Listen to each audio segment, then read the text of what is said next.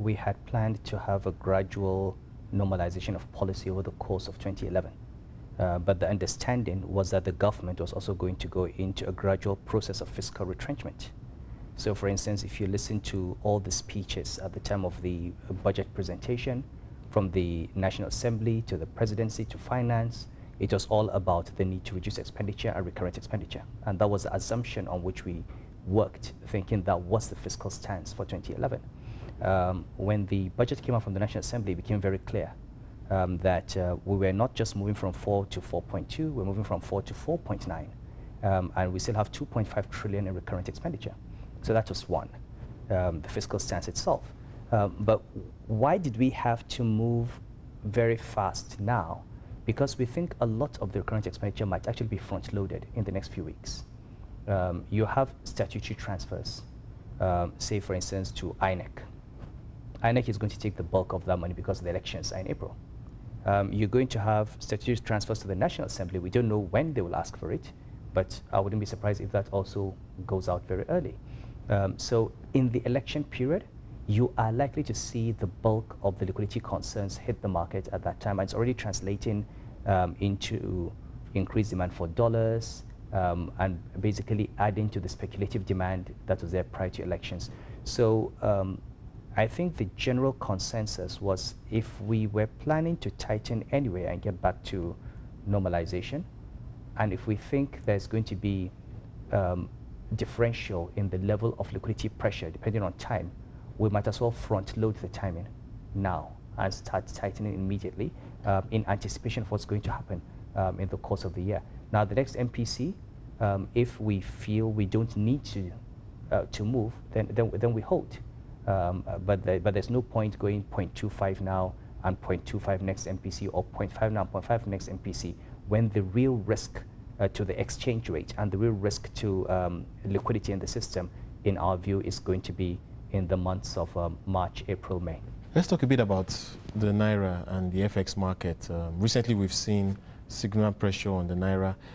Is the central bank open to special interventions like we've seen in the past to ease the pressure we've seen in the bank market? What we do in terms of a policy stance is never based on movements in 2 or 3 or 4 days. I mean, yes, every day you hear, oh, the Naira has lost 17 kobo. First of all, we said 150 plus or minus 3%. Okay, that for us is to 154.5. That's our target rate. The WDAS market has not reached that. We have not breached that limit. You've got a widening spread between WDAS and the interbank and BDC rates. But if you remember, going up to the primaries of the political parties, the same thing happened. And the day after the primaries, the rates converged. So we think that some of that demand is something that is driven by considerations that are not in any way linked to fundamentals. Okay, probably tied to elections, I don't know. But given where oil prices, given where output is, there's absolutely no reason from a fundamental perspective for there to be this kind of pressure. So what we will do is we will try to maintain that stability. And when I hear flexibility, I say, what is the flexibility around the midpoint or flexibility of the midpoint? We have not said we're not flexible on either.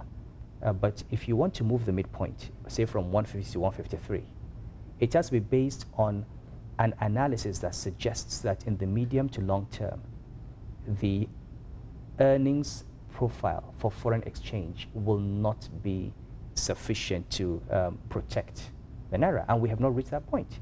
At this rate, I can tell you, we think if we continue like this, we should be able to build reserves about, with the way the market is today, we could build reserves about 40 billion by the end of the year. So why would you panic?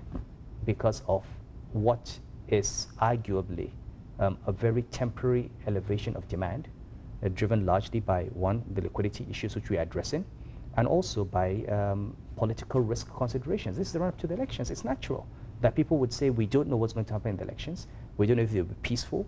We don't know if you're going to have a transition. We don't know what the position of the government will be after. And they say, well, let's play it safe. And if they've got cheap Naira and the holding costs of dollars are not high, they front load that. So the combination of the forwards market, the monetary tightening, and a peaceful and free and fair elections should address those issues. We observed that the MPC extended the guarantees for interbank deposits to September.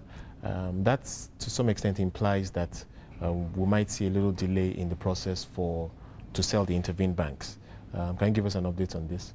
We have had delays, naturally. The negotiations have taken longer than we thought they would, and it is to be expected. I mean, these banks have negative capital, and frankly, many of the partners and investors don't see why the existing shareholders should even have a stake. And we've had very tough negotiations to make sure that shareholders are not wiped out. I mean, that they retain value in the new institution. We also have to work to do this in tandem with the progress being made with AMCON. Now, setting up the AMCON itself is one thing.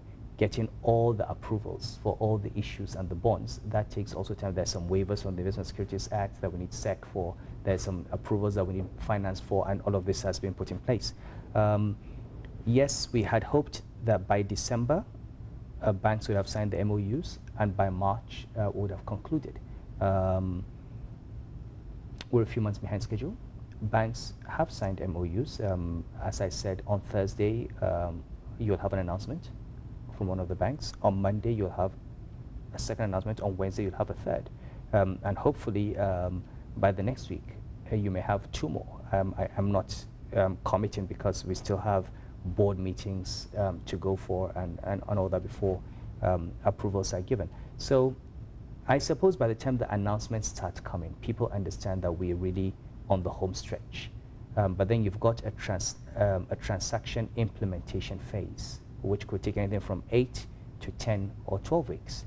So our sense is that hopefully by June, latest July, most if not all of the transaction implementation would have been through shareholder approvals, regulatory approvals, and basically all the steps that are required, AGMs and so on. So keeping the guarantee in place until September just gives everyone comfort, because that was the whole idea of the guarantee. Be comfortable until you have clear visibility on the institution. When you have visibility, you can then decide what exposure you want to have, how big your line will be, what your pricing will be, because you can assess the institution on a standalone after the recapitalization. Newspapers have reported Bain Capital as a private equity firm that is interested in 2 banks in Nigeria. Can you confirm if the central bank will approve a deal for one investor into 2 of the intervened banks? Well, I'm not going to confirm any particular name at this stage. I think we've made it sufficiently clear that we are in a financial sector resolution mode, and we're not going to start off by taking risks that we don't have to take.